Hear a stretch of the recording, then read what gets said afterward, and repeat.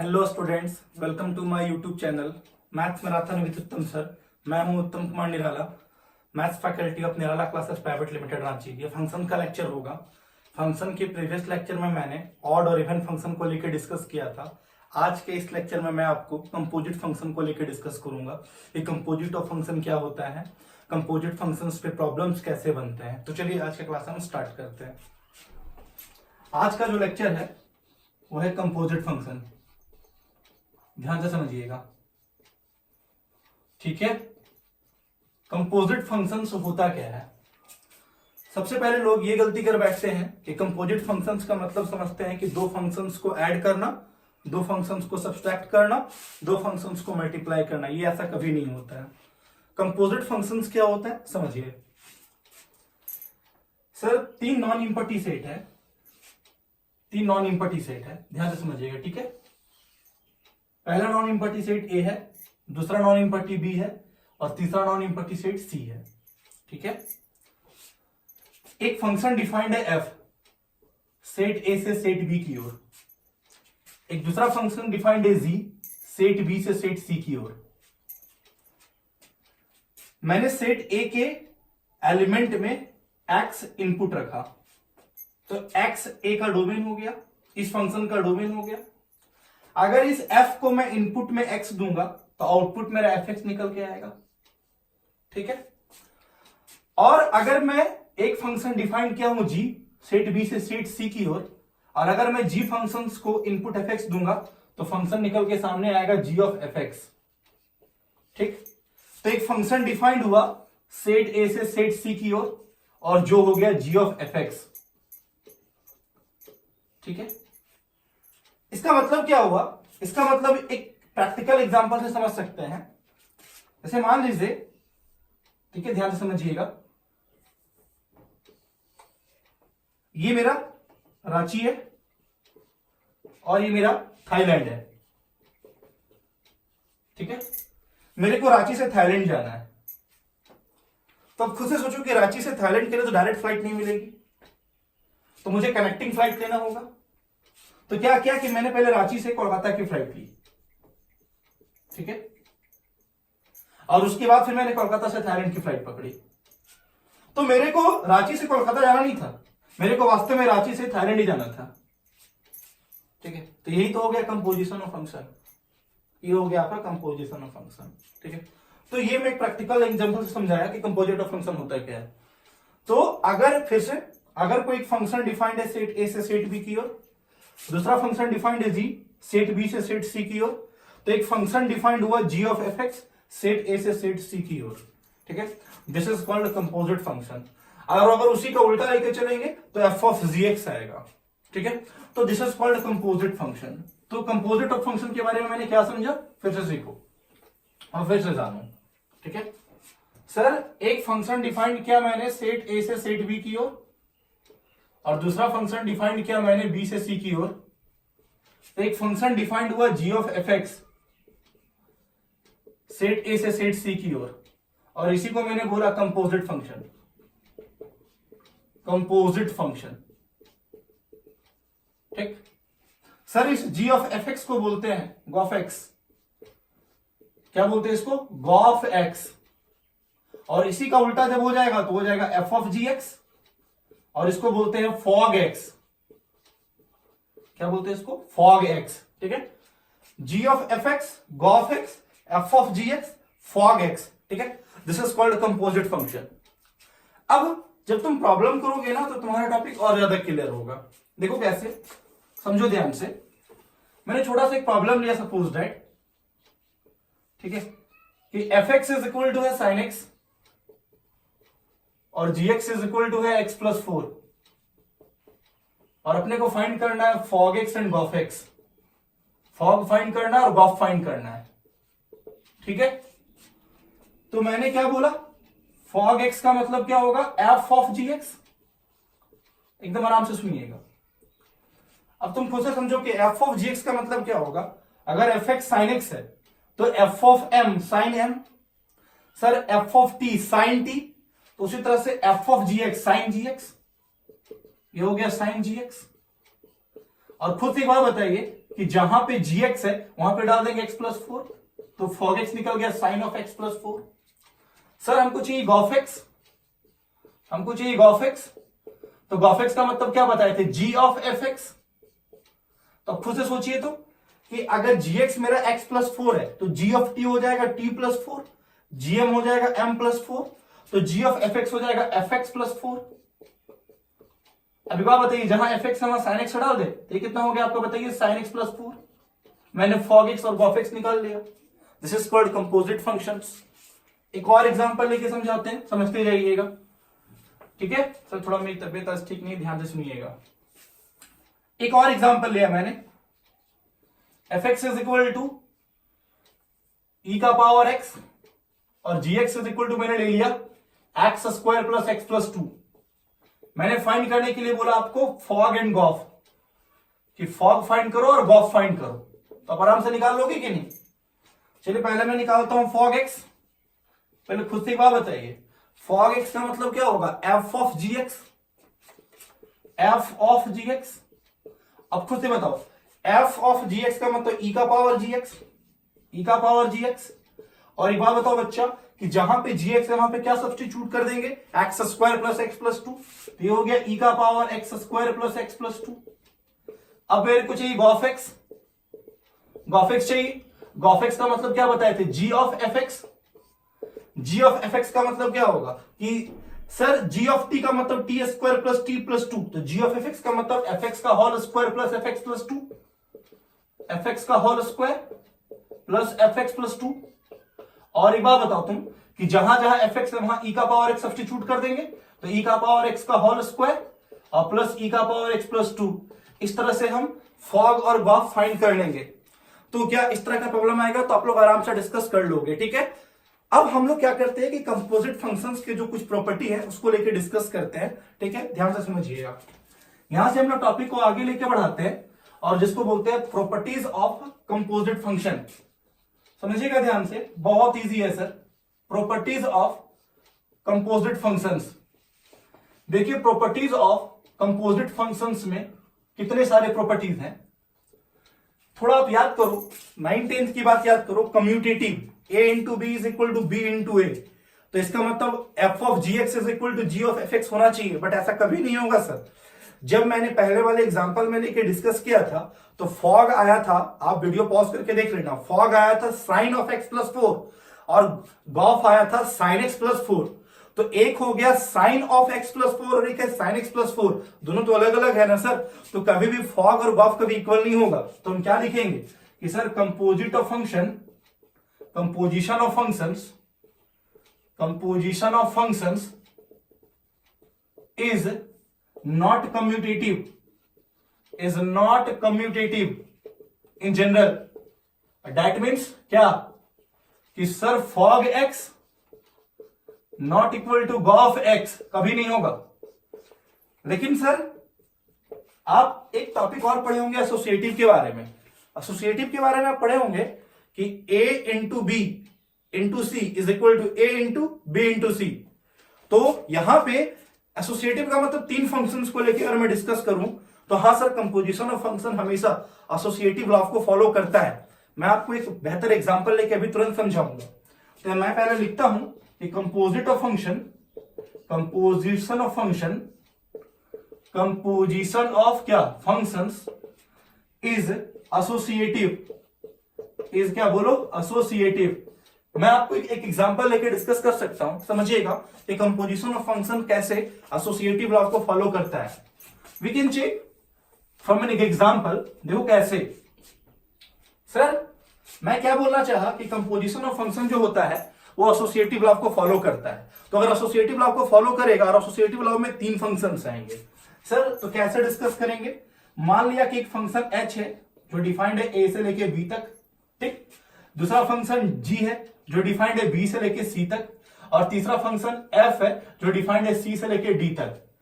अगर ये associative law को फॉलो कर रहा होगा तो हम ऐसा बोल सकते हैं कि f of g of hx, ठीक है, is equal to f of g of hx। हम ऐसा बोल सकते हैं सर कि f of g of hx is equal to f of g of hx। Sir हम किसी के एग्जांपल लेके इसको डील कर सकते हैं। देखो कैसे, मान लिया मैंने एक एग्जांपल लिया, sir h is defined from r to r, hx is equal to sin x। ध्यान से देखिएगा, ठीक है। उसके बाद मैंने एक और एग्जांपल लिया, g इज डिफाइंड फ्रॉम, और फंक्शन लिया r to r, gx is equal to cos x। मैंने एक और एग्जांपल लिया, sir f is defined from r to r, fx is equal to x plus 1। चलिए मैं इसका एसोसिएटिव लॉ चेक करना चाहता हूं।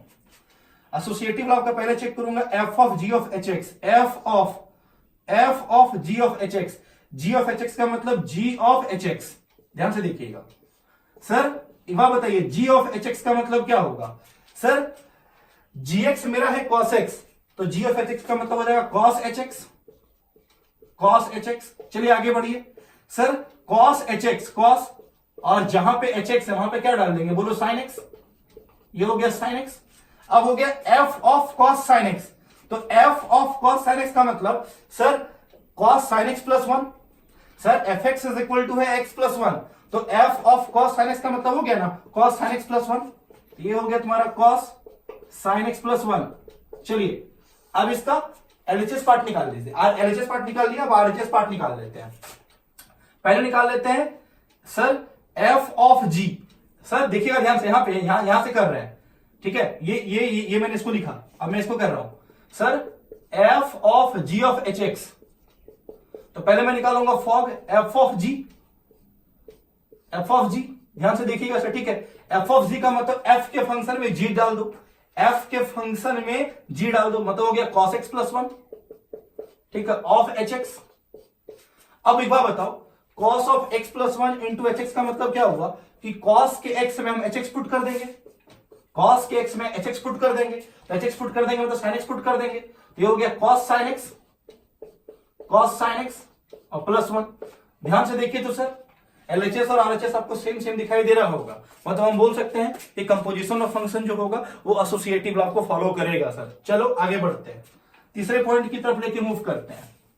तीसरा पॉइंट क्या समझो, तीसरा प्रॉपर्टीज बोलता है कि अगर f डिफाइंड है a से लेके b तक, g डिफाइंड है b से लेके c तक, और बोथ 1 1, और बोथ क्या बोलो 1 1, तो गॉफ भी मेरा 1 1 होगा, गॉफ इज ऑल्सो 1 1, गॉफ भी मेरा 1 1 होगा। और मैंने 1 1 प्रूफ करने के लिए क्या बताया था कि f of x1 is equal to f of x2 करेंगे और implies direct x1 equal to x2 आएगा, तो फंक्शन मेरा 1 1 होगा। वी कैन चेक, अगर गॉफ मेरा 1 1 होगा तो हम एक काम करते हैं, पहले निकाल लेते हैं गॉफ ऑफ x1 और फिर निकाल लेते हैं गॉफ ऑफ x2 और दोनों को इक्वेट कर देते हैं। अब खुद से सोचो कि g of of x1 is equal to g of of x2 होगा, तो हम ऐसा बोल सकते हैं कि f of x1 is equal to f of x2। क्यों बोल सकते हैं, क्योंकि हमको पता है कि g मेरा 1 1 फंक्शन है। अब तुम खुद से सोचो कि f of x1 is equal to f of x2, तो हम ऐसा भी बोल सकते हैं कि x1 इक्वल टू x2। क्यों है कि इस बार f भी 1 1 फंक्शन है। तो बताओ g of x1, g of of x1 is equal to g of of x2 करने पे x1 इक्वल टू x2 आया, x1 इक्वल टू x2 आया, मतलब फंक्शन जो होगा वो 1 1 होगा। सर गॉफ मेरा 1 1 होगा। चौथा पॉइंट लेके चलते हैं, चौथा पॉइंट मैं यही लिख रहा हूं, ध्यान से सुनिएगा। f डिफाइंड है a से लेके b तक और g डिफाइंड है मेरा b से लेके c तक, और बोथ ऑन टू, और बोथ क्या बोलो ऑन टू। ऑन टू का मतलब बताए थे codomain equal to range, surjective function. तो अगर f डिफाइंड है a से लेके b तक और g डिफाइंड है b से लेके c तक और दोनों ऑन टू होगा, तो याद रखना गॉफ भी मेरा ऑन टू होगा, गॉफ ऑन टू फंक्शन होगा मेरा, याद रखना हर हाल में, ठीक है। चलो पांचवा नंबर पॉइंट, ये सब प्रॉपर्टी याद करके रखना है, मेन से एडवांस में बहुत ज्यादा यूज होते हैं सर, ठीक है। एक और चलो प्रॉपर्टी डील करते हैं। अगर मेरा गॉफ 1 1 है, अगर मेरा गॉफ क्या है 1 1 है, तो f जो होना चाहिए हर हाल में 1 1 होना पड़ेगा, नेसेसरली 1 1, हर हाल में 1 1 होना पड़ेगा। बट g के बारे में मे बी और may not be, may be और मे नॉट बी याद रखना है सर। जो g होगा वो 1 1 हो भी सकता है और नहीं भी हो सकता है सर। छठा नंबर पॉइंट और इंपॉर्टेंट नंबर पॉइंट, अगर गॉफ मेरा ऑन टू है, अगर गॉफ मेरा ऑन टू है तो g हर हाल में मेरा ऑन टू होना पड़ेगा, g हर हाल में मेरा ऑन टू होना पड़ेगा। बट f के बारे में मे बी और may not be, may be और क्या may not be. Sir g onto होगा हर हाल में, बट f मेरा ऑन टू हो भी सकता है और नहीं भी हो सकता है सर, याद रखना है, हो भी सकता है और नहीं भी हो सकता है, may be may not be, may not B, ठीक है, याद रखना है, ठीक है। तो इतने सारे प्रॉपर्टी थे कंपोजिट फंक्शन के लेके। तो फिर से मैं एक बार और रिवीजन करता हूं कंपोजिट फंक्शंस को लेके, फिर से अगेन मैं बोल रहा हूं sir, composition of function is not commutative, composition of function is always associative. अगर मेरा f11 है और g11 है तो गॉफ भी मेरा 11 होगा। अगर f मेरा ऑन टू है और g भी मेरा ऑन टू है तो गॉफ भी ऑन टू होगा। नेक्स्ट पांचवा पॉइंट, अगर गॉफ मेरा 11 है तो f को हर हाल में 11 होना पड़ेगा, बट g के बारे में हम कुछ भी नहीं बोल सकते हैं। और छठा, अगर गॉफ मेरा ऑन टू है तो g हर हाल में ऑन टू होगा, बट f के बारे में हम कुछ नहीं बोल सकते हैं। ये मेरा कंपोजिट फंक्शंस का प्रॉपर्टी था। चलिए अब टॉपिक को लेके आगे मूव करते हैं, समझिएगा ध्यान से सर। कुछ प्रॉब्लम्स और करते हैं फॉग गॉफ पे, उसके बाद हम टॉपिक को लेके आगे मूव करते हैं। समझिए, एक छोटा सा एग्जांपल और दिया, क्या दिया कि F x is equal to है अल्फा एक्स बटा 1 प्लस अल्फा एक्स। समझिएगा, अल्फा एक्स बटा 1 प्लस एक्स, ठीक है। और मैंने क्या बोला कि जो फॉफ एक्स है वो एक्स के इक्वल है, तो अल्फा का वैल्यू बताइए। अब खुद से समझिए कि फॉफ एक्स का मतलब क्या होगा, F of F x, F of F x, ठीक है। अब खुद से समझिए एक बात कि अगर f x equal to alpha x बटा 1 प्लस एक्स है तो एफ ऑफ टी का मतलब क्या होगा, अल्फा टी बटा 1 प्लस टी। तो एफ ऑफ एफ एक्स का मतलब क्या होगा, खुद से बताइए, तो अल्फा इंटू एफ एक्स बटा 1 प्लस एफ एक्स, ये लिखोगे ना तुम। अब एक काम करो, एफ एक्स का वैल्यू पुट कर दो, अल्फा एक्स बटा 1 प्लस एक्स, और 1 प्लस एफ एक्स का वैल्यू पुट कर दो, अल्फा एक्स बटा 1 प्लस एक्स। चलो आगे मूव करो, यहां से आ गया फॉफ एक्स इज इक्वल टू, ध्यान से देखते चलिएगा, alpha square x, alpha square x, ये तो कट जाएगा, ये हो जाएगा 1 प्लस एक्स और ये हो जाएगा alpha x. According to question f of x जो है वो एक्स के इक्वल है, that means alpha square x बटा 1 plus x plus alpha x is equal to x. कभी भी एक्स एक्स वेरिएबल को काटिएगा नहीं इक्वेशन सॉल्व करने के बाद, क्रॉस मल्टीप्लाई कर लीजिए, एक्स प्लस एक्स स्क्वायर और plus alpha x square is equal to alpha square x. Giving कर लीजिए सर, एक काम करो, इसको इधर ले आओ, तो x minus alpha square x और ये हो गया x square plus alpha x square equal to 0। ध्यान से देखिएगा, यहां से x कॉमन ले लो, x कॉमन लोगे तो बचेगा 1 माइनस अल्फा स्क्वायर, और 1 माइनस अल्फा स्क्वायर को लिख दे 1 माइनस अल्फा इंटू कितना 1 प्लस अल्फा, और यहां से एक्स स्क्वायर कॉमन चला गया, ये हो गया 1 plus alpha is equal to 0। अब ध्यान से देखो तो सर, मैं इधर बढ़ रहा हूं, इसका सोल्यूशन मैं इधर कर रहा हूं, ध्यान से देखिएगा, इस पूरे से कॉमन गया 1 प्लस अल्फा, मैंने पूरे से 1 प्लस अल्फा कॉमन ले लिया, 1 प्लस अल्फा कॉमन ले लिया तो बच गया x इंटू 1 माइनस अल्फा और plus x square is equal to 0। अब 0 होने के लिए ये भी 0, ये भी 0, तो इसका मतलब एक बार हो गया 1 प्लस अल्फा इक्वल टू 0, तो अल्फा का वैल्यू कितना हो गया -1। अल्फा का वैल्यू मैंने ढूंढ लिया कि अल्फा का वैल्यू हो गया -1। इस तरह से हम लोग कंपोजिट ऑफ फंक्शन के बारे में प्रॉब्लम्स आएंगे तो डिस्कस कर लेंगे। चलिए ठीक है, एक और प्रॉब्लम कराते हैं। दिस प्रॉब्लम का स्टैंडर्ड थोड़ा ध्यान से सुनिएगा। सेट्स थ्योरी के अनुसार से फंक्शन डिफाइन किया हुआ रहता है और उस प्रॉब्लम को लेकर डील करते हैं। इस क्वेश्चंस को मैं लिखता हूं, ध्यान से समझिएगा। एक प्रॉब्लम है कुछ इस तरह से, f इज टू 2, 3, 4, 5 से लेके है 3, 4, 5, 9, ठीक है। g एक फंक्शन है सर 3, 4, 5, 9 से लेके 7, 11, 15, ठीक। और इस तरह से डिफाइंड है, be function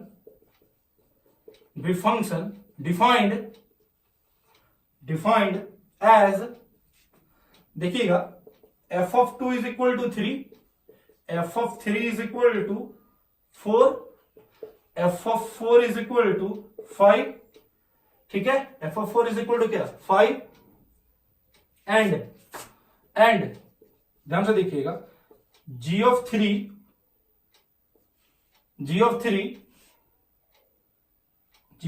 is equal to g of 4 is equal to 7, g of 5 is equal to g of 9 is equal to 11. Find GOF ढूंढना है सर। देखो ध्यान से, यहां f of 4 is equal to f of 5 is equal to 5 है, थोड़ा सा छोटा छोटा लिखा हुआ है सर, एकदम प्रिंटिंग एरर जैसा दिख रहा है। f of 4 is equal to f of 5 is equal to f of 5, तो हमको GOF चाहिए। तो आजा स्टार्ट करते हैं। सर ये f फंक्शन का डोमेन है, ये f फंक्शन का कोडोमेन है, ये g फंक्शन का डोमेन है और ये g फंक्शन का कोडोमेन है। इस तरह से डिफाइंड है कि f ऑफ 2 3 है, f ऑफ 3 4 है, f of 4 equal to f of 5 equal to 5 है, g of 3 is equal to g of 4 equal to 7 है and g of 5 equal to g of 9 is equal to 11 है। G of चाहिए। तो what is the meaning of g of? Solution कर रहे हैं। G of का मतलब क्या होगा? g of f x। अब खुद से सोचिए कि सबसे पहला बात x f का डोमेन 2 है तो यहां पुट करेंगे f ऑफ 2। अब खुद से देखिए तो कि f ऑफ 2 3, तो बताओ g ऑफ 3 ढूंढो 7। फिर से चलो अगेन गॉफ x, फिर बताओ f के इनपुट में x में क्या पुट कर सकते हैं? 3। तो हो गया तुम्हारा f ऑफ 3 और f ऑफ 3 है 4 और g ऑफ 4 है तुम्हारा 7। फिर आगे बढ़ो गॉफ x, फिर बताओ f के इनपुट में क्या पुट कर सकते हैं? 4। ये हो गया f ऑफ 4। बताओ तो f ऑफ 4 मेरा है 5 और बताओ g ऑफ 5 मेरा कितना हो गया? 11। फिर आगे बढ़ो और आगे बढ़ोगे एक बार तो गॉफ x, ध्यान से देखिएगा। फिर बताओ x में आप क्या इनपुट डाल सकते हो? 5। एक बार बताओ f ऑफ 5 है 5 और एक बार बताओ g ऑफ 5 मेरा है 11। तो इसका मतलब गॉफ में 2 ही एलिमेंट होगा, कौन कौन सा? 7 और 11। तो इस तरह से हम लोग कंपोजिट फंक्शंस का कोई भी प्रॉब्लम आएगा तो हम लोग इसका से डिस्कस कर सकते हैं। सर आज के लिए यहीं तक, अगले लेक्चर में फिर हम इसको आगे बढ़ाऊंगा सर। ठीक है, चलो।